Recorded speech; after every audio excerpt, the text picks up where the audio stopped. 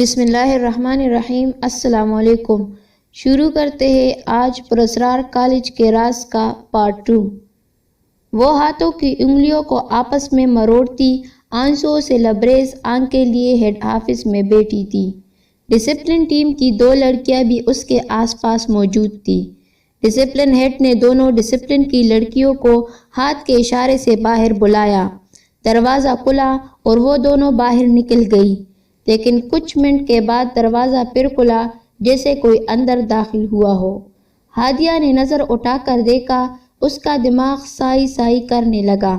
اسے زویا کے کہے الفاظ یاد آنے لگے۔ میرا نام زویا ہے، تمہاری لائن کنیکٹ ہو گئی ہے۔ یہ زویا ہی تھی جو اس وقت بھی اس کے سامنے کھڑی تھی۔ کون ہو تم؟ زویا، ہادیہ نے کپکپاتی آواز سے اس سے پوچھا۔ نام بھی لیتی ہو اور پھر پوچھتی بھی ہو کہ میں کون ہوں؟ زویا نے اپنے گنگریالے بالوں کی لٹو کو پیچھے کرتے دھیرے سے اس کے کان کے قریب کہا اور پھر گویا ہوئی۔ پیاری ہادیہ، بس یہ سمجھ لو کہ دوست ہوں تمہاری، زویا نے اسے پیار بھری نظروں سے دیکھتے ہوئے کہا۔ تم نے کہا تھا لائن کنیکٹ ہو گئی، کیا مطلب ہے اس کا؟ ہادیہ نے ہمت کرتے اس سے پوچھا۔ ڈیئر ہادیہ، ڈاکٹر صلاح الدین سے کہنا کہ اپنے بائیں بازو میں بندے ہرن کی نرم و گرم کال سے بندے تعویذ کو مت اتارنا، ورنہ 1 سیکنڈ سے پہلے اس کی جان چلی جائے گی۔ حتیٰ کہ اگر وہ بڑے مجمع میں بھی ہوگا تب بھی وہ اس کی جان لینے سے نہیں چوکے گی۔ اور تم؟ اس سے پہلے کہ زویا کچھ بولتی، آفس کی طرف بڑھتے قدموں کی آواز سن کر وہ غصے سے مٹھیاں گونجتی تیزی سے باہر کی طرف نکلی۔ ڈاکٹر صلاح الدین، ہیڈ پرنسپل اور کلرک حیات ایک ساتھ اندر داخل ہوئے۔ ڈاکٹر صلاح الدین نے ایک نظر ہادیہ پر ڈالی جو نظریں جھکائے سسکیاں لے رہی تھی۔ بیٹی، کیا نام ہے تمہارا؟ ہادیہ، اس نے مختصر جواب دیا۔ ان داغوں کے متعلق کیا جانتی ہو؟ ڈاکٹر صلاح الدین نے نرمی سے پوچھا۔ یہی کہ دروازے پر لگے داغوں کو میں نے نہیں کھولا، ہادیہ نے کپکپاتے ہوئے جواب دیا۔ تم نے ضرور اس کے متعلق کوئی برا خواب دیکھ لیا تھا۔ بیٹی، تم انہیں کھول بھی نہیں سکتی تھی، ناممکن، ڈاکٹر صلاح الدین نے نرمی سے کہا۔ لیکن یہ داغے مجھ سے ہی کھلوائے گئے ہیں، میں نے انہیں اپنے ہاتھوں سے کھولا ہے، کیونکہ کل رات میں 3 نمبر والی عمارت کے 3 پورشن پر تھی، میں وہاں موجود تھی، ہادیہ کے منہ سے اچانک نکلا۔ یہ کیا بکواس ہے؟ سر حیات نے اسے غصے سے گھورا۔ تم جانتی ہو نا کہ تم کیا بول رہی ہو، ہیڈ پرنسپل نے بلند آواز سے کہا۔ ڈاکٹر صلاح الدین نے ہیڈ پرنسپل اور کلرک کو خاموش رہنے کا اشارہ کیا اور ہادیہ کی طرف منہ کر کے کچھ پل اسے دیکھتے رہے اور جانے کا اشارہ کیا۔ ہادیہ، آپ جا سکتی ہو، آپ کی کسی بات پر ہمیں یقین نہیں۔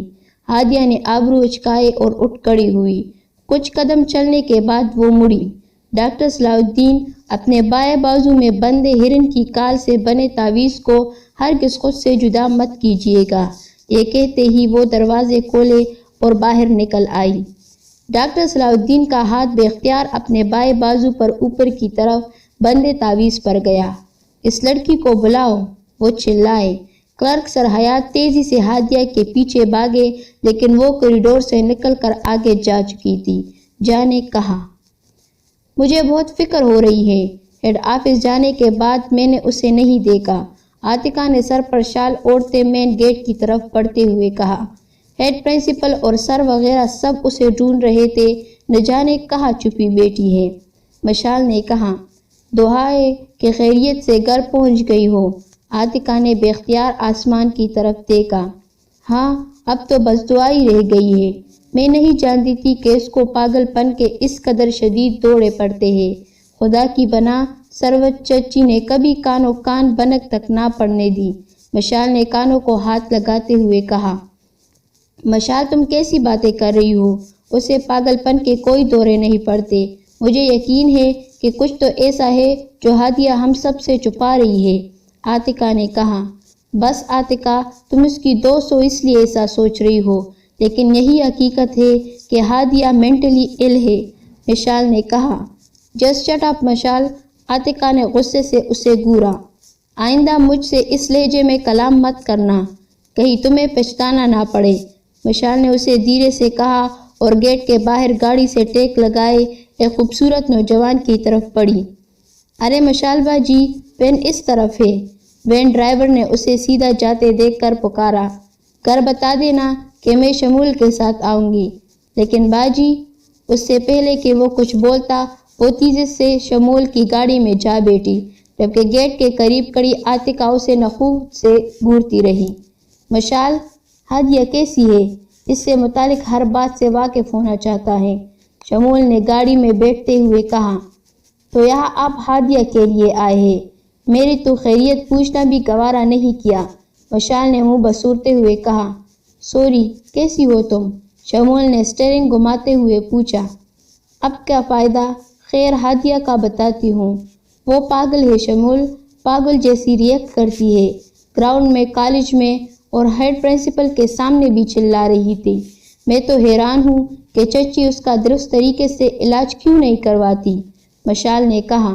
شمول نے ایک جھٹکے سے گاڑی روکی۔ وہ ہمیشہ سے ایسی نہیں تھی، میں نے اسے کئی بار دیکھا ہے، وہ معصوم، نیک سیرت اور نارمل تھی، شمول نے کہا۔ شمول، ہم لوگ اس کے پاس رہتے ہیں، جو ہم جانتے ہیں وہ آپ کیسے جان سکتے ہیں، مشال نے ونڈو سے باہر دیکھتے کس قدر ضبط کرتے ہوئے کہا۔ کیا جانتی ہو تم؟ ہر بات سچ بتانا مجھے۔ شمول، میں یہ بات بتانا تو نہیں چاہتی، ایک طرف بہنوں جیسی ہادیہ اور دوسری طرف آپ، لیکن مجبوری ہے، آپ کی زندگی کے خاطر بتا دیتی ہوں۔ ہادیہ کو دماغی مسئلہ بچپن ہی سے تھا، لیکن ٹھیک دوا اور کیئر کی وجہ سے معاملات سنبھل گئے تھے، اور اس لیے بڑوں نے طے کیا کہ کسی کو خبر نہیں ہو۔ لیکن جیسے جیسے وہ بڑی ہو رہی، حالات مزید خراب ہو رہے ہیں، مشال نے دکھ بھرے لہجے میں کہا۔ میرا دل کہتا ہے کہ اس کے ساتھ کچھ غلط ہو رہا ہے، نہ پہلے کبھی سنا، نہ دیکھا، ایسے کیسے ممکن ہے کہ اچانک سے وہ پاگل بن گئی ہو، اور پاگل بھی ایسی کہ بچپن سے پاگل؟ میں نہیں مانتا اس بات کو، شمول نے تیز تیز سانس لیتے غصے سے کہا۔ یہی حقیقت ہے شمول، مشال نے کہا۔ مشال، اگر مسئلہ ہے تو اس مسئلے کا کوئی حل بھی تو ہوگا، کوئی علاج تو ہوگا، وہ پریشان ہوا۔ مشال نے آگے بڑھ کر شمول کا ہاتھ تھام لیا۔ شمول، آپ وعدہ کریں کسی کو نہیں بتائیں گے کہ ہادیہ کی حقیقت سے میں نے آپ کو آشنا کیا، کیونکہ ہمیں یہی کہا گیا ہے کہ ہمیں انجان بن کر رہنا ہے اور یہی سمجھنا ہے کہ ہادیہ ایک نارمل لڑکی ہے، مشال نے معصومیت سے آنکھیں کے کنارے سے آنسو صاف کرتے ہوئے کہا۔ شمول کو یوں اس کا ہاتھ تھامنا عجیب لگا، لیکن وہ برداشت کر گیا۔ کچھ تو کرنا ہوگا، میں یقیناً ہادیہ کے لیے شفا ڈھونڈ لوں گا، ایسے نہیں چھوڑ سکتا، شمول نے دھیرے سے ہاتھ چھڑواتے ہوئے کہا۔ مشال بھی سیدھی ہو کر بیٹھ گئی۔ جان لے کہ میں آپ کے ساتھ ہوں، ہم مل کر ہادیہ کے لیے ضرور کچھ کریں گے، مشال نے مسکراتے ہوئے کہا۔ شمول نے معمولیت سے اسے دیکھا اور سر ہلاتا ہوا ہلکا سا مسکرایا اور گاڑی سٹارٹ کی۔ سر آئی ایم سوری، ہر کلاس، ہر جگہ چھان ماری، لیکن وہ لڑکی ہادیہ نہیں ملی، ہیڈ پرنسپل نے کالج آنر سے کہا، جو شیشے کی ونڈو سے باہر دیکھ رہے تھے۔ یہ کیسے ممکن ہے؟ کہاں جا سکتی ہے وہ لڑکی؟ ڈاکٹر صلاح الدین گرجے۔ آئی ایم سوری سر، مجھے پہلے ہی سمجھ جانا چاہیے تھا، جب میں نے اس کے ہاتھوں میں سفید اور کالے رنگ کے داغے دیکھے تھے، مجھے لگا یہ کوئی کالج کی عام سی لڑکی ہے جس نے محض کوئی ڈراونا خواب دیکھا ہوگا، لیکن یہ عام لڑکی نہیں ہے، اس کا کوئی گہرا تعلق ہے ان لوگوں سے، ان حقیقتوں سے جنہیں ہم ہمیشہ چھپاتے آئے ہیں، ڈاکٹر صلاح الدین نے پریشانی سے کہا۔ سر، ممکن ہے آپ کو کوئی غلط فہمی ہوئی ہو اور یہ وہ لڑکی نہ ہو، ہیڈ پرنسپل سرمد نے انہیں دلاسا دیا۔ دعا ہے کہ ایسا ہی ہو، لیکن سرمد، اگر یہ ہادیہ وہی لڑکی ہوئی تو ہر راز راز نہیں رہے گا، ڈاکٹر صلاح الدین نے ایک آہ بھری اور سامنے میز پر پڑی فائل کو دیکھنے لگے، جس میں ہادیہ کے متعلق تمام ڈیٹیلز موجود تھی۔ ہادیہ بیٹا، ابھی تو 10 بجے ہے اور آپ اتنی جلدی آ گئی؟ اندر داخل ہوتی ہادیہ کو دیکھ کر جہاں بوڑھی دادی چونکی، وہی سروت بیگم نے حیرت سے اسے دیکھتے ہوئے کہا۔ کالج میں ایک حادثہ ہو گیا تھا، ہادیہ نے مختصر جواب دیا اور سیڑھیاں چڑھتی اوپر اپنے کمرے کی طرف بڑھی۔ کیسا حادثہ؟ خدا خیر کرے، سروت بیگم نے بے اختیار دل پر ہاتھ رکھا۔ اے لڑکی پوری بات بتا کر تو جاؤ، دادی نے پیچھے سے ہانک لگائی۔ کمرے میں داخل ہوتے ہی اس نے میز پر بیگ رکھا اور اپنے پلنگ پر لیٹ گئی۔ اس کی آنکھوں میں کچھ منٹ پہلے کا منظر گھوم گیا جب کالج گارڈز کی آنکھوں میں آنکھیں ڈالے اور وہ زویا کے ساتھ کالج گیٹ سے نکلی تو کسی میں اتنی جرأت نہ تھی کہ وہ انہیں روک سکتا۔ نہ جانے زویا کی آنکھوں میں ایسی کیا کشش تھی یا جادو تھا جسے دیکھنے کے بعد ہر کوئی اس کا کہنا مانتا تھا۔ وہ تکی ہوئی ضرور تھی لیکن وہ اپنی آنکھیں بند نہیں کرنا چاہتی تھی، کیونکہ وہ جانتی تھی جب وہ تنہائی میں آنکھیں بند کرتی ہے تب آنکھیں کھولنے پر منظر بدلا ہوتا ہے۔ نہ جانے کیا سوچ کر اس نے اپنے آنکھیں بند کر لی۔ کچھ منٹوں بعد اس نے آنکھیں کھولی، منظر بدل چکا تھا۔ وہ خوفزدہ ضرور تھی لیکن ہمیشہ کی طرح کپکپا نہیں رہی تھی۔ یہ ایک بانس سے بنی 2 کمروں پر مشتمل ایک چھوٹی سی جھونپڑی تھی جس کی بوسیدہ چارپائی پر وہ لیٹی تھی۔ وہ اور ایک آواز جو اس کے آنکھوں سے مسلسل ٹکرا رہی تھی، بین بجانے کی آواز، جیسے ساتھ والے کمرے میں کوئی بین بجا رہا ہو۔ کمرے میں چراغ روشن تھے۔ اس نے ایک چراغ اٹھایا اور ہمت کرتی دوسرے کمرے میں پہنچی۔ کوئی تھا وہاں جو چادر اوڑھے جوش و خروش سے جھوم کر بینج بجانے میں مگن تھا، لیکن کون، یہ وہ نہیں جانتی تھی۔ اچانک چومپڑی کے اندر بہت سارے سانپ داخل ہوئے۔ عجیب بات یہ کہ ہر سانپ کی آنکھیں گہری لال رنگ کی تھی۔ ہادیہ نے چیخ ماری، چراغ اس کے ہاتھ سے گر گیا اور فوراً بجھ گیا۔ اب اس کمرے میں مکمل اندھیرا تھا۔ بین بجانے والا بھی خاموش ہو گیا تھا۔ اسے اپنے ارد گرد دونوں کانوں کے پاس تپتی ہوئی گرم سانسوں کی آواز سنائی دے رہی تھی۔ سانسوں کی آواز اور شدت اس قدر تیز تھی کہ ہادیہ کو لگا کہ اس کے کان جلد ہی پگھل جائے گی۔ اس سے پہلے کہ وہ بچاؤ کی تدبیر کرتی، کسی نے اسے زور سے جھنجھوڑا۔ اس نے آنکھیں کھولی، وہ سر تا پاؤں پسینے میں ڈوبی پڑی تھی۔ سامنے جھنجھوڑنے والی بھی موجود تھی، زویا۔ ہادیہ نے حیرت سے اسے سامنے کھڑے دیکھا۔ کیا دیکھا تم نے ہادیہ؟ زویا نے اس سے پوچھا۔ تم میرے کمرے میں کیسی آئی؟ کیا میرے گھر والوں کو اس کی خبر ہے؟ ہادیہ نے دوپٹے سے منہ صاف کرتے ہوئے کہا۔ یہ میرے سوال کا جواب نہیں ہے، زویا چلائی۔ ہادیہ نے اس کی کالی سیاہ غصے سے بھری آنکھوں کو دیکھتے تھوک نکلا۔ ہادیہ، میں نے پوچھا کیا دیکھا تم نے؟ وہ پھر سے چلائی، لیکن اس بار آواز تھوڑی نرم تھی۔ میں نے دیکھا، وہ سپیرا تھا، شاید کوئی جج جو بین بجا رہا تھا۔ ہادیہ نے نیچے نظریں کرتے دھیرے سے کہا۔ جس کا ڈر تھا وہی ہوا، زویا نے بے چینی سے کہا۔ میں ہیڈ آفس میں تمہیں یہی بتانا چاہتی تھی کہ ہرگز اپنی آنکھیں بند مت کرنا۔ وہ سپیرا کون تھا جو بین بجا رہا تھا؟ ہادیہ نے اس سے پوچھا۔ سپیرا نہیں، سپیرن، وہ سپیرن ہے، زویا نے دانت چباتے غصے سے کہا اور پھر اس کی طرف مڑی۔ تمہاری دوسری لائن بھی کنیکٹ ہو گئی ہے مس ہادیہ، اب بچنا ناممکن ہے، زویا نے کہا۔ کیا مطلب ہے؟ کیا ہونے والا ہے میرے ساتھ؟ ہادیہ گھبرائی۔ کچھ نہیں میری جان، میرے ہوتے ہوئے کوئی تمہارا کچھ نہیں بگاڑ سکتا۔ زویا کی مسکراہٹ گہری اور پراسرار تھی۔ میں کچھ سمجھی نہیں۔ ہادیہ نے خوفزدہ نظروں سے اسے دیکھا۔ ہادیہ، میری بات غور سے سنو۔ آج رات ٹھیک 12 بجے میں تمہیں لینے آؤں گی۔ کالج میں کوئی ہے جو تمہارا انتظار کر رہا ہے، زویا نے کہا اور فوراً ہی اس کے کمرے سے نکل گئی۔ ہادیہ اس کے پیچھے لپکی لیکن باہر کوئی نہ تھا۔ زویا، کون ہو تم؟ ہادیہ شدت سے چلائی، جبکہ نیچے ڈرائنگ روم میں آنکھیں موندے تسبیح کرتی دادی نے یکدم آنکھیں کھولی۔ زویا، وہ آ گئی۔ ان کے چہرے پر گھبراہٹ کے آثار نمایاں تھے اور ان کا ہاتھ دل پر تھا جو زوروں سے دھڑک رہا تھا۔ مغرب کی نماز پڑھتے ہی وہ چپکے سے شال اوڑھے گھر سے نکلی۔ گلی سنسان تھی، پھر بھی اس نے احتیاطاً آس پاس نظر دوڑائی۔ کسی کو نہ پا کر اس کے قدم تیز تیز چلنے لگے۔ گلی ختم ہوتی ہی سامنے مین سڑک سے اس نے ایک آٹو والے کو اپنے پاس آنے کا اشارہ کیا۔ آٹو ڈرائیور کو ایڈریس سمجھاتی وہ اس میں سوار ہو گئی۔ یا اللہ مدد کا ورد کرتی وہ مسلسل دل کی بے ترتیب دھڑکنوں کو درست کرنے میں لگی تھی۔ آٹو ایک نامعلوم کلینر کے سامنے جا رکا۔ وہ تیزی سے اندر داخل ہوئی۔ کاؤنٹر پر پہنچ کر مطلوبہ شخص سے فوری ملنے کی اجازت طلب کی۔ اجازت مل گئی۔ وہ دھڑکتے دل کے ساتھ دیوار کا سہارا لیے اندر داخل ہوئی۔ ادھیڑ عمر ڈاکٹر عشرت آنے والے کو دیکھ کر اور پہچان چکی تھی۔ وہ آنکھوں میں چشمہ لگائے کھڑی ہوئی۔ جمیلہ بھی آپ؟ ہاں میں عشرت۔ میں بوڑھی خاتون نے شال کو درست کیا اور اس کے سامنے بیٹھ گئی۔ خدا کا واسطہ ہے تمہیں، بتاؤ میری ہادیہ کس کی بیٹی تھی؟ بوڑھی خاتون نے دونوں ہاتھ جوڑے۔ بڑی بھی کچھ ہوا ہے کیا؟ عشرت نے گھبرائے ہوئے لہجے میں پوچھا۔ جس رات میں ثروت کی بیٹی دوران پیدائش دنیا میں آنے سے پہلے ہی حق رحمت سے جا ملی، اس رات تم نے ہادیہ مجھے سونپی۔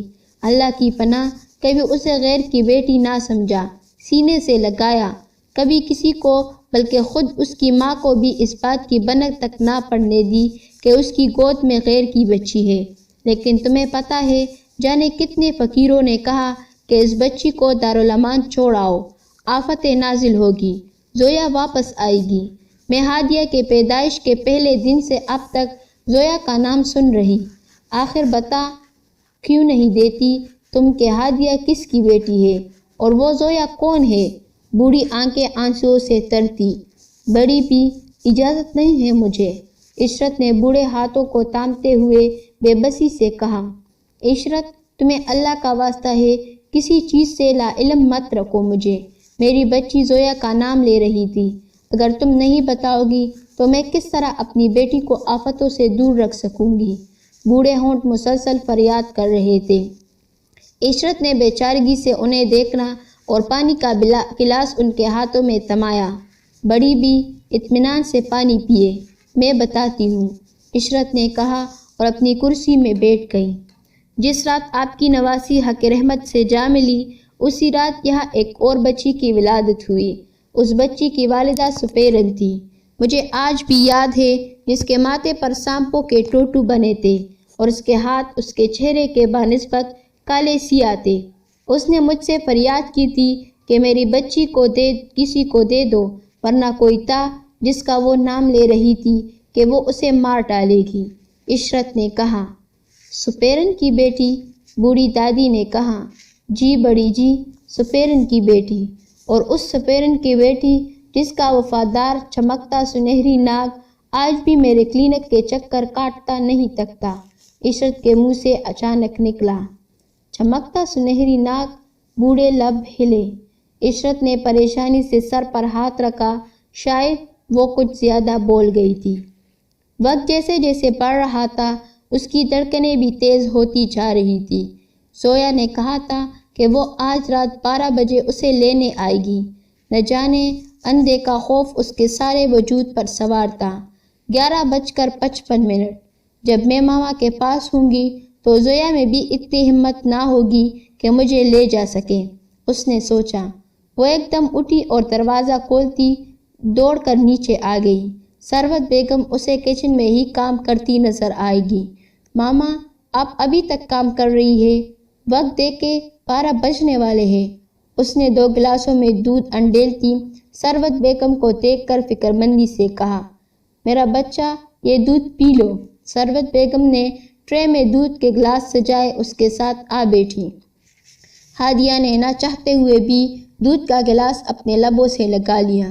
ثروت بیگم نے بھی ایک ہی سانس میں دودھ کا گلاس ختم کر دیا۔ ہادیہ نے گلاس سامنے ٹیبل پر رکھا اور ثروت بیگم کی طرف مڑی، مگر اتنی ہی تیزی سے وہ پیچھے صوفے کی طرف سرکی۔ زویا؟ ثروت بیگم کی جگہ زویا بیٹھی تھی۔ زویا نے اپنے آنکھ کے اشارے سے سامنے کمرے کا دروازہ کھولا۔ ثروت بیگم اپنے بستر میں موجود گہری نیند میں تھی۔ وہ حیرت سے اچھلی۔ دیر ہادیہ، تم کسی کو بیوقوف بنانے چلی تھی۔ میں نے جب کہا تھا کہ تم آج رات 12 بجے میرے ساتھ چلو گی، زویا نے ایک ادا سے اپنے گنگرالے بالوں کو پیچھے کرتے ہوئے کہا۔ دیکھو زویا، تم مجھے نہیں لے جا سکتی، میں شور مچا دوں گی۔ ہادیہ نے اس کی کالی آنکھوں سے کتراتے ہوئے دھیرے سے کہا۔ جانے سے پہلے یہ شوق بھی پورا کر لو، زویا نے بے پرواہی سے کہا اور دودھ کے خالی گلاس اٹھائے کچن کی طرف چلی گئی۔ کیا سوچا؟ پھر شور مچانا ہے یا پھر چلے ہم؟ زویا نے اس کے پاس بیٹھتے ہوئے کہا۔ چلو، ہادیہ نے دھیرے سے کہا۔ کالج میں اور بھی بہت سی لڑکیاں ہیں اور جانے کتنے سالوں سے پڑھ رہی ہیں، تو پھر میں ہی کیوں؟ کوئی اور لڑکی کیوں نہیں؟ آخر میرے ساتھ ہی یہ حادثہ کیوں؟ ہادیہ بے بسی سے رو دی۔ ہادیہ سب جان جاؤ گی تم، لیکن ابھی صبر سے کام لو۔ یہ سب ستاروں کے کھیل ہے، کون جانے کس کا ستارہ کب حالت گردش میں آ جائے، اور اس وقت تمہارا ستارہ گردش میں ہے، زویا نے کہا اور اٹھ کھڑی ہوئی۔ اس نے آبرو اچکائے۔ زویا کا ہاتھ تھامے وہ گلیوں بازاروں سے گزرتی کالج کے بالکل سامنے تھی۔ پہلے تو مجھے ایک سیکنڈ میں ہی کسی جادو کی طرح کالج کے تیسرے پورشن پر لا کھڑا کیا تھا، اب کیا تمہارا جادو ختم یا ناکارہ ہو گیا ہے؟ ہادیہ نے نخوت سے اسے گورا۔ کیا چیز ہو تم ہادیہ؟ زویا مسکرائی۔ خیر، یقین رکھو کہ رات کے وقت کالج تم پہلی بار ہی جا رہی ہو، زویا نے کہا اور کالج کا گیٹ کھول دیا۔ زویا، رات کے 12 بج رہے ہیں اور اس کالج میں جہاں نہ جانے میرے ساتھ کیا ہونے والا ہے، تم کیوں لائی ہو مجھے؟ ہادیہ نے خوف کے مارے اس کا ہاتھ مضبوطی سے تھاما۔ ہادیہ، تم ایک بہادر لڑکی ہو، دل کو مضبوط رکھنا، میں تمہارے ساتھ ہوں۔ زویا نے اس کے ہاتھ کو مضبوطی سے تھاما اور چلنے لگی۔ گراؤنڈ میں داخل ہوتے ہی اس کی نظر 7ویں عمارت کے دوسرے پورشن کی بالکونی پر گئی، جہاں بکھرے بالوں اور سفید لباس میں ملبوس کوئی کھڑا تھا، جس کی گردن سے خون ٹپک کر اس کے سفید لباس کو مسلسل داغدار کر رہا تھا۔ اور سب سے حیرت کی بات یہ کہ ہادیہ کو اس قدر تاریکی میں بھی سب نظر آ رہا تھا۔ اس لڑکی کو دیکھتے ہی اس کے چلتے قدم رک گئے اور وہ خوف سے ترترانے لگی۔ یہ فضا ہے جس نے امتحان میں ناکام ہونے کے سبب سن 1949 میں خودکشی کر لی تھی، زویا نے کہا اور اسے مزید آگے لے گئی۔ بات سنو لڑکی، اپنی نظر کو قابو میں رکھو، ہر جگہ بلا وجہ مت دیکھو، زویا نے دانت پیستے ہوئے کہا۔ کیا مطلب؟ ہادیہ نے پریشانی سے پوچھا۔ اف، اچھا سنو، اگر تمہارا دل مضبوط ہے تو جہاں بھی دیکھنا ہے دیکھو، مگر تیسرے نمبر والی عمارت کی طرف نظر اٹھا کر مت دیکھنا، ورنہ ہم دونوں کی زندگیاں خطرے میں پڑ جائے گی، زویا نے کہا اور اس سے آگے بڑھی۔ اب کوریڈور میں تھے۔ ہادیہ کے سامنے بالکل وہی کمرہ تھا جہاں سب سے پہلے اس نے گرم دھواں نکلتا محسوس کیا تھا۔ اچانک وہ دروازہ کھلا اور آگ میں لپٹا ایک وجود اس کمرے کے دروازے پر نمودار ہوا۔ ہادیہ اسے دیکھتے ہی زویا کے پیچھے سرک گئی۔ چلے جاؤ یہاں سے، زویا اسے دیکھتے ہی چلائی۔ وہ آگ کا شعلہ اندر کی طرف چلا گیا۔ یہ کون تھا؟ ہادیہ نے پوچھا، لیکن زویا خاموش رہی۔ اگلے گراؤنڈ پر پہنچتے ہی ہادیہ کا دماغ سائی سائی کرنے لگا، یعنی کتنی کالج یونیفارم میں ملبوس لڑکیاں اور عجیب و غریب مخلوق ہر طرف تھی۔ زویا کا ہاتھ چھوڑے وہ ریلنگ کا سہارا لیتی انہیں دیکھ رہی تھی۔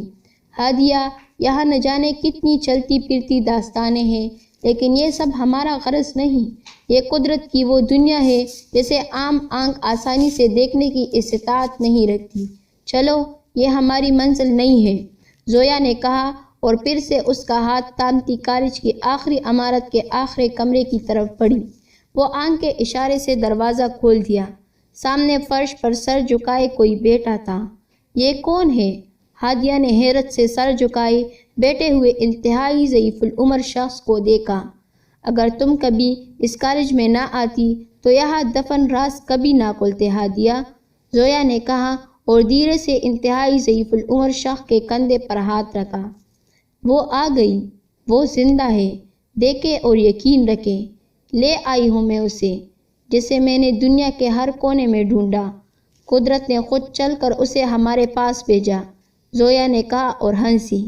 اس کی پراسرار ہنسی گہری اور تیز ہوتی گئی، جبکہ ہادیہ خوف سے پیچھے ہٹتی دیوار سے جا لگی۔ ہیلو دیشا، کیسی ہو؟ وشال نے کالج کیفے میں سموسوں کی پلیٹ سے انصاف کرتی دشا کو پکارا۔ اوہ مشال، ہاں میں ٹھیک ہوں، تم بتاؤ، دشا نے اسے بیٹھنے کا اشارہ کرتے ہوئے کہا۔ تمہاری مدد کی ضرورت ہے مجھے۔ مشال نے خلاف آداب اس کی پلیٹ میں سے کیڑا اٹھا کر منہ میں رکھتے ہوئے کہا، بھلا میں معمولی سی بندی ناچیز دشا تمہاری کیا مدد کر سکتی ہوں؟ دشا نے حیرت سے اسے دیکھا۔ وہ کیا نام ہے تمہارے گھر کے ساتھ والے نہایت نیک و پرہیزگار عامل بابا کا؟ مشال نے ایک اور کیڑا اس کے پلیٹ سے اٹھا کر منہ میں رکھا۔ کارتوس بابا۔ دشا نے چمچ پلیٹ پر رکھتے ہوئے حیرت سے اسے دیکھا۔ ہاں، کارتوس بابا، مجھے میری پاگل اور اثرات شدہ کزن کا علاج کروانا ہے، وہ بھی منہ مانگی قیمت پر۔ مشال نے اس کی آنکھوں میں آنکھیں ڈالتے ہوئے کہا، آر یو میڈ مشی؟ وہ کارتوس بابا کالے شیطانی علم اور نہ جانے کیا کیا واہیات کام کرتے ہیں۔ تم حقیقت جانتے ہوئے بھی اپنی کزن کا ان سے علاج کروانا چاہتی ہو؟ دشا نے اسے غصے سے گھورتے ہوئے کہا، حقیقت تو میں بھی جانتی ہوں کہ تمہارا کارتوس بابا کے مرید علی کے ساتھ افیئر چل رہا ہے، اور تم نے مجھے اپنی اور ان کی تصاویر بھی سینڈ کی تھی۔ مشال کی مسکراہٹ گہری تھی۔ تم غلط کر رہی ہو مشال، دشا نے اسے گھورا۔ میں اور بھی غلط کروں گی اگر تم نے میری کوئی بات ماننے سے انکار کیا۔ اب بولو، میں کل تمہارے گھر آؤں یا نہیں؟ مشال نے بھی اسے غصے سے گھورتے ہوئے کہا، ٹھیک ہے، لیکن ایک بات یاد رکھنا، تمہارے کسی کارنامے میں میرا نام نہیں آنا چاہیے۔ دشا نے کہا، منظور ہے۔ مشال نے سر تسلیم خم کیا۔ یقین نہیں آتا تم پر مشی، ایسا بھی سوچ سکتی ہو تم؟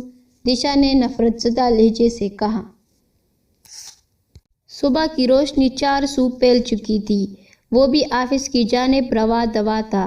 سگنل کے اشارے پر جیسے ہی اس نے گاڑی روکی، ایک 10 سالہ بچی اپنی بوڑھی ماں کا ہاتھ تھامے اس کی گاڑی کی سائیڈ ونڈو سے اندر جھانکنے لگی۔ شمول نے شیشہ نیچے کیا اور نے سوالیہ نظروں سے دیکھا۔ بوڑھی خاتون کے ہونٹ ہلے۔ اسے تو کیا بچائے گا؟ اس کے لیے تو اس کے اندر ہی کافی ہے، لیکن اگر تو بھی بنا کوشش کیے ہاتھ پر ہاتھ دھرے بیٹھا رہا تو ملنی تجھے بھی نہیں ہے، بوڑھے نے کہا اور جھٹک کر 2 ہاتھ کا پیالہ بنایا اور ایک لوہے کا بنا ہوا سنہری رنگ کا چھوٹا سا سانپ اس کے ہاتھ میں تما دیا۔ ارے اماں کیا کہہ رہی ہے؟ صاحب جی، میری اماں بیمار ہے، کچھ پیسے دو اس کے علاج کے لیے۔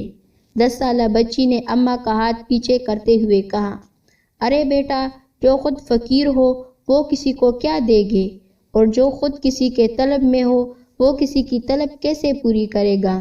چلو یہاں سے چلتے ہیں، بوڑھی نے کہا اور شائستگی سے اس بچی کا ہاتھ تھامے آگے بڑھ گئی، جبکہ وہ بچی غصے سے اس ماں کو گھورتی رہی۔ شمول چپ چاپ انہیں دیکھتے رہا۔ بوڑھی خاتون کی چمکتی سیاہ آنکھیں اسے ایک لفظ بھی نہیں بولنے دے رہی تھی۔ غربت کی مارو تو دونوں کو یکساں پڑی تھی، لیکن پھر بھی کہیں نہ کہیں کچھ تضاد تھا اس بوڑھی اور اس کی 10 سالہ بچی میں۔ شمول نے سوچا اور لگاتار گاڑیوں کے بے ہنگم شور کو سنتے ہی گاڑی آگے بڑھا لی۔ وہ مسلسل ڈرائیو کر رہا تھا اور اس بات سے بے خبر کہ ایک سنہری رنگ کا چھوٹا سا لوہے کا بنا سانپ ابھی بھی اس کے ہاتھ میں موجود ہے۔ رات کی تاریکی اپنی عروج پر تھی۔ اس بند پڑے پراسرار کالج کی ایک عمارت کے آخری کمرے میں وہ اس ضعیف العمر شخص کے سامنے بیٹھی تھی جس کی گردن جھکی ہوئی تھی، اور قریب ہی قریب بری آنکھوں اور برے بالوں والی حسین لڑکی زویا مسلسل ہنس رہی تھی۔ وہ سمجھ نہیں پا رہی تھی کہ اس پراسرار ماحول میں وہ کیا کرے۔ بوڑھے شخص نے اپنی گردن کو دھیرے سے ہلایا تو زویا کی ہنسی کو بھی بریک لگی۔ سامنے بیٹھے شخص کی جھکی گردن اب دھیرے دھیرے اٹھ رہی تھی، اور پھر اس نے اپنا چہرہ سیدھا کیا۔ وہ ایک بے حد بوڑھا شخص تھا جس کے سر اور چہرے پر مکمل بال سفید ہو گئے تھے۔ اس کے چہرے سے پاؤں تک ہر جگہ جا بجا جھریاں تھیں، اور اس کے ہاتھ مسلسل کانپ رہے تھے۔ ہماری بیٹی، بوڑھے ہونٹ دھیرے سے ہلے۔ کون ہے آپ جناب؟ ہادیہ نے حیرت زدہ اس بوڑھے شخص کو دیکھا۔ چلو میرا یہ ہاتھ تھام لو، بوڑھے نے کپکپاتے ہاتھ آگے بڑھا دیے۔ ہادیہ خوفزدہ نظروں سے اس کے سیاہ ہاتھ دیکھنے لگی۔ تھام لو بیٹی، بوڑھے نے کپکپاتے ہوئے کہا۔ ہادیہ نے زویا کی طرف دیکھا جس نے اسے ہاتھ تھامنے کا اشارہ کیا۔ ہادیہ نے سفید رنگت اور سیاہ ہاتھوں والے انتہائی ضعیف العمر شخص کا ہاتھ تھام لیا۔ وہ بوڑھا لاٹھی ٹیکتا سیدھا ہوا اور دھیرے دھیرے ٹیریس کی طرف بڑھا جہاں سے کالج گراؤنڈ اور مین گیٹ صاف دکھائی دیتا تھا۔ ہر طرف تاریکی اور خاموشی چھائی تھی۔ کچھ دیر پہلے کے خوفناک مناظر غائب ہو چکے تھے۔ بوڑھا شخص اور زویا اپنی نظریں مین گیٹ پر جمائے کھڑے تھے جیسے شدت سے کسی کا انتظار کر رہے ہوں۔ اماں، میں جویریہ کی طرف جا رہی ہوں، مشال نے آواز لگائی اور چادر سر پر لیتی باہر کی طرف قدم بڑھا لیے۔ مشال، کیا تم اکیلی جا رہی ہو؟ اشال آپی جلدی سے کمرے سے نکلی۔ ارے ایشی آپی، ہمیں آپ کی طرح میٹرک کر کے گھر میں نہیں بٹھا دیا گیا، بلکہ اتنی تعلیم اور اعتماد دیا گیا ہے کہ ہم اپنا ہر کام خود کر سکتی ہے اور باہر کے معاملات بھی اچھے سے دیکھ سکتی ہے۔ اشال نے چادر سے نکلتے بالوں کو لٹو کو گول گول گھماتے ہوئے کہا۔ بکو مت، اس طرح تنہا گھر سے نہیں نکلنا چاہیے، اشال نے کہا اور اپنے 12 سالہ بھائی مزمل کو آواز دی۔ پیاری آپی، یہ 2 قدم کے فاصلے پر ہے جویریہ کا گھر اور مزمل کو میرے ساتھ ہرگز مت بھیجیے گا، خود جا سکتی ہوں میں، مشال نے کہا اور غصے سے باہر کی طرف بڑھی۔ مشال، اشال پیچھے سے آوازیں لگاتی ہی رہ گئی۔ جلد ہی وہ دشا کے گھر میں تھی۔ میری ماما بابا بھی کہیں گئے ہیں اور دونوں چھوٹی بہنیں اپنے ٹیوٹر سے پڑھ رہی ہیں، ایسے میں راستہ صاف ہے، دشا نے ہنستے ہوئے کہا۔ مشال بھی مسکرا دی۔ چلو پھر چلتے ہیں، مشال نے کہا اور چادر اتار کر سائیڈ پر رکھ لی اور دوپٹہ اوڑھ لیا۔ چادر اوڑھ لو سر پر، وہ اچھے لوگ نہیں ہیں، دشا نے کہا اور خود بھی چادر اوڑھ لی۔ عجیب و غریب دور گاؤں سے آتے ان پڑھ جہالت میں ڈوبے لوگوں کا رش لگا تھا اور سب بابا جی سے ملنے کی خاطر اپنی اپنی باری کے انتظار میں تھے۔ دشا نے مرید کے لباس میں ملوث ایک خوبصورت لڑکے کو اشارہ کیا۔ وہ مسکراتا ہاں میں سر ہلاتا اندر بابا کے کمرے میں گیا۔ کچھ ہی پل بعد وہ باہر آیا اور ان دونوں کو کمرے میں جانے کا اشارہ کیا۔ وہ دونوں آگے بڑھی۔ صاف فرش پر سرخ رنگ کا قالین اور سامنے سیمنٹ سے بنی مصری پر بیٹھے عجیب الخلق مخلوق۔ کمرے میں پھیلی ایک ناپسندیدہ بدبو۔ ہاتھوں میں بے-جا انگوٹھیاں اور چلے پہن رکھے تھے، گلے میں مالائی اور خاص کر وہ مالا جس پر سفید رنگ کی کوپڑی بنی تھی، وہ مالا سب سے نمایاں تھی۔ ارد گرد ماحول اور بابا جی کو دیکھ کر مشال کا خود برا حال تھا، لیکن دشا کے کہنے پر وہ دھیرے سے بیٹھ گئی۔ بولو، بابا جی کی کرخت آواز گونجی۔ وہ میں نے اپنی کزن کا علاج کروانا ہے، اس پر کچھ برے اثرات ہیں، مشال نے دھیرے سے زدہ لہجے میں کہا۔ ہو جائے گا، سب ہو جائے گا، بابا جی نے ہاتھ بلند کرتے ہوئے کہا۔ جی شکریہ، مشال نے کہا اور جانے کے لیے اٹھی۔ وہ جلد از جلد اس وحشت زدہ ماحول سے نکلنا چاہتی تھی۔ کام ہو جانے پر پیسے دو گی؟ مشال نے کہا۔ جی ہاں۔ ہادیہ بدستور اس بوڑھے شخص کا ہاتھ تھامے کھڑی تھی اور وہ بھی ارد گرد کے ماحول کا جائزہ لے رہی تھی۔ آخر یہاں کچھ بھی عجیب نہیں، پھر یہ کس کا انتظار کر رہے ہیں؟ اچانک سے مین گیٹ کے پار بے پناہ شور و غل سنائی دینے لگا، جیسے بہت سے لوگ باتیں کرتے اور نعرہ لگاتے ہوئے مین گیٹ کے اس پار ہوں۔ دونوں کی آوازیں تیز ہوتی بڑھتی جا رہی تھی، جیسے یکدم سے بہت سے لوگ مین گیٹ توڑ کر اندر داخل ہو جائیں گے۔ جیسے جیسے شور بڑھتا جا رہا تھا، ضعیف العمر شخص کے چہرے پر پراسرار مسکراہٹ بھی تیز ہوتی جا رہی تھی اور پھر یکدم سے گیٹ کھلا۔ بہت سے لوگ خوشی سے نعرے لگاتے اندر داخل ہوئے۔ ان لوگوں میں سے نمایاں اشخاص، جس نے سفید رنگ کی شیروانی پر بھوری شال اوڑھ رکھی تھی اور دوسرے نے سیاہ رنگ کا کوٹ پہن رکھا تھا، ان دونوں اشخاص کو دیکھتے ہی ضعیف العمر شخص کے وجود میں سرد مہندی چھا گئی۔ بھوری شال اوڑھے شخص کے ساتھ ساتھ ایک نوجوان خوبصورت لڑکی بھی سر پر دوپٹہ اوڑھے ارد گرد شال لپیٹے بڑے وقار سے ان کے ساتھ ساتھ شانہ بشانہ چلتی اندر آ رہی تھی۔ اس لڑکی کے چہرے پر گہری مسکراہٹ چھائی تھی اور اس مسکراہٹ سے اٹھنے والا ڈمپل بھی نمایاں تھا۔ اس لڑکی کو دیکھتے ہی ضعیف العمر شخص کا بجھا بجھا چہرہ یکدم کھل اٹھا۔ گیٹ سے داخل ہونے والا ہر شخص مسکرا رہا تھا، ہر شخص خوش تھا۔ تبھی اچانک تیسری عمارت سے ایک کالی چادر لپیٹی ایک عورت باہر نکلی اور اس کے ساتھ ساتھ کوئی اور بھی تھا جو لنگڑا کر چل رہا تھا۔ اس عورت نے ان کے سامنے جاتے ہی زوروں سے بین بجانا شروع کیا۔ اس کے بین بجاتے ہی جانے کہاں سے ڈھیروں سانپ نکل آئے اور گیٹ سے آنے والے لوگوں کو ڈسنے لگے۔ ایک کالے رنگ کا سانپ بھی اس نوجوان لڑکی کے گردن کے گرد لپٹ گیا اور وہ مدد طلب کر رہی تھی۔ ضعیف العمر شخص یہ دیکھتے ہی گراؤنڈ کی طرف بھاگا، لیکن زویا نے ان کا ہاتھ پکڑ کر نیچے گراؤنڈ میں جانے سے منع کیا۔ ایسا کرنے کی دیر تھی کہ ہادیہ نے دیکھا کہ ہر منظر غائب ہو گیا۔ گیٹ سے داخل ہوتے لوگ کچھ بھی وہاں موجود نہیں تھا، لیکن کچھ تھا جو ابھی بھی گراؤنڈ میں دکھائی دے رہا تھا۔ وہ لنگڑا اور وہ چادر میں لپٹی وہ عورت۔ زویا نے اس سے نظریں ملائے بنا بوڑھے کا ہاتھ تھاما اور اسے اندر کمرے میں لے گئی، جبکہ ہادیہ تنہا وہی کڑی رہی۔ ہر طرف تاریکی تھی۔ ہادیہ نے گراؤنڈ میں ایک اور نظر دوڑائی۔ اب وہ لنگڑا اور چادر میں لپٹی عورت بھی غائب ہو چکی تھی۔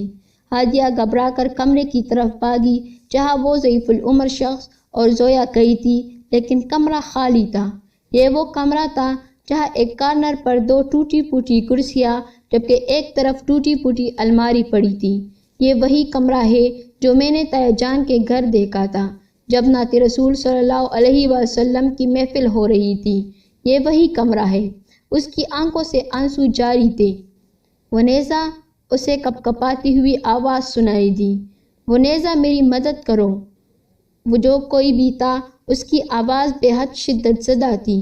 اس نے اپنے کانوں پر دونوں ہاتھ رکھے۔ کہاں ہو تم؟ کون ہو؟ ہادیہ چلائی۔ ونیزا، میری مدد کرو۔ آواز پھر سے آئی۔ کوئی تھا جو کپکپاتا ہوا مسلسل ایک ہی نام کی گردان کر رہا تھا۔ ہادیہ نے گھبرا کر دل پر ہاتھ رکھا اور سر پر دوپٹہ اوڑھے کمرے سے باہر نکلی۔ وہ جلد از جلد آخری عمارت سے باہر نکل آئی۔ اس کا رخ گیٹ کی طرف تھا۔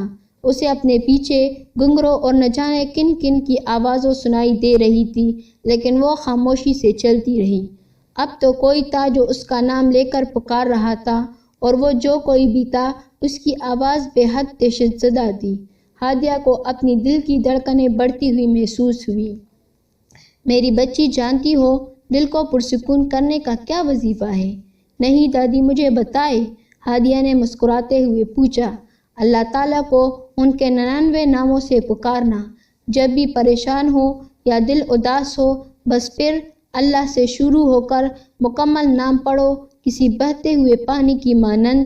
پھر وہ پانی چاہے بارش کی ایک بوند ہو یا سمندر کی بلند لہریں، میری بیٹی، اللہ تمہیں سکون ضرور دے گا۔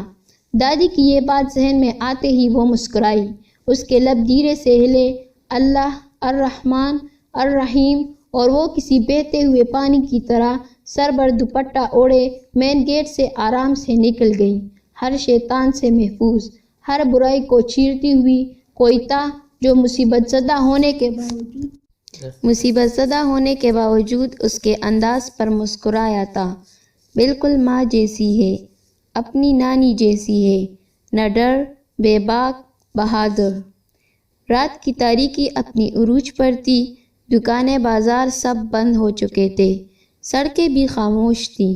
وہ چپ چاپ گاڑی میں بیٹھا نہ جانے کن سوچوں میں گم تھا۔ اس کے ہاتھ میں لوہے کا بنا سنہری ناز سانپ ابھی بھی تھا، جسے وہ ہزاروں مرتبہ الٹ پلٹ کر دیکھ چکا تھا۔ اس بوڑھی اماں نے یہ سانپ مجھے کیوں دیا؟ آخر کیوں؟ وہ اس مسئلے کو کب سے یہی سوچ رہا تھا، لیکن دور دور تک کوئی خیال بھی اس کے ذہن میں نہ آیا۔ اس سنسان سڑک پر سر پر چادر لپیٹے کوئی اپنی ہی دھن میں چلا آ رہا تھا۔ وہ چونک نہ گیا۔ آخر رات کے پچھلے پہر کوئی عورت ذات اس طرح سنسان سڑک سے کیوں کر گزرے گی؟ یہ کوئی اور ہوائی مخلوق بھی ہو سکتی ہے۔ دھیرے سے سورتوں کی تلاوت کرتا اس کا مسلسل دھیان اس چادر میں لپٹی خاتون کی طرف تھا۔ وہ خاتون اب مزید قریب آ چکی تھی، اور پھر اس نے بنا کچھ سوچے سمجھے یکدم سے کار کا دروازہ کھول دیا۔ ہادیہ! ناممکن! وہ چلایا۔ ہادیہ، کیا تم ہادیہ ہو؟ وہ چلاتا ہوا اس خاتون کی طرف لپکا لیکن وہ خاتون بنا رکے بس چلتی جا رہی تھی۔ شمول کو اپنے پاؤں کے پاس کچھ محسوس ہوا۔ اس نے اسٹریٹ لائٹ کی روشنی میں نیچے دیکھا۔ چمکتا سنہری ناگ اپنا پن پھیلائے کھڑا تھا۔ وہ ناگ اس قدر چمکیلا اور روشن تھا کہ پل بھر کو شمول کو وہ خالص سونے سے بنا معلوم ہوا اور وہ بنا پلک جھپکے اسے دیکھتا رہا۔ جلد ہی ہوش میں آنے کے بعد اس نے ہڑبڑا کر اس خاتون کی طرف دیکھا جو اپنی روشنی میں چلتے دور جا چکی تھی اور نیچے موت۔ یہ دیکھ کر وہ گھبرا گیا۔ اس نے بھاگنے کی کوشش کی مگر سنہری ناگ نے اس کے پاؤں سے ٹانگ تک گرفت مضبوط کی اور اسے نیچے سڑک پر گرا دیا۔ شمول یکدم سے نیچے گرا۔ اس نے اٹھنا چاہا مگر بے سود۔ سنہری ناگ اس کے جسم کے گرد گھیرا تنگ کر چکا تھا اور پل پل رینگتا ہوا اس کی گردن کی طرف آ رہا تھا۔ سنہری ناگ اسے ڈسنے کے لیے اپنا پن پھیلانے کے لیے تیار تھا۔ شمول نے اس کی گرفت سے نکلنے کے لیے ہاتھ پاؤں مارنے کی کوشش کی مگر بے سود۔ اس سے پہلے کہ وہ ڈستا، سنہری ناگ کی نظر شمول کے ہاتھ میں موجود چمکتی چیز پر پڑی جو اسٹریٹ لائٹ کی روشنی پڑنے پر اور بھی زیادہ چمک رہی تھی۔ سنہری ناگ رینگتا ہوا اس کے ہاتھ تک پہنچا۔ لوہے کا بنا چمکتا سنہری ناگ دیکھتے ہی اس کی گرفت ڈھیلی ہوتی گئی۔ اگلے ہی پل وہ شمول کو آزاد کرتا قریب ہی اگی گھاس کی طرف رینگ گیا۔ شمول نے ایک گہری سانس لی اور لوہے کے چمکتے ناگ کو دیکھنے لگا جو ابھی بھی اس کے ہاتھ میں تھا۔ وہ بوڑھی خاتون کون تھی؟ وہ بڑبڑایا۔ اگر آپ کو یہ کہانی پسند آئی ہو تو ہمارے چینل کو سبسکرائب کریں اور بیل نوٹیفیکیشن کو دبائیں تاکہ نئے آنے والی ویڈیو سب سے پہلے آپ کو ملے۔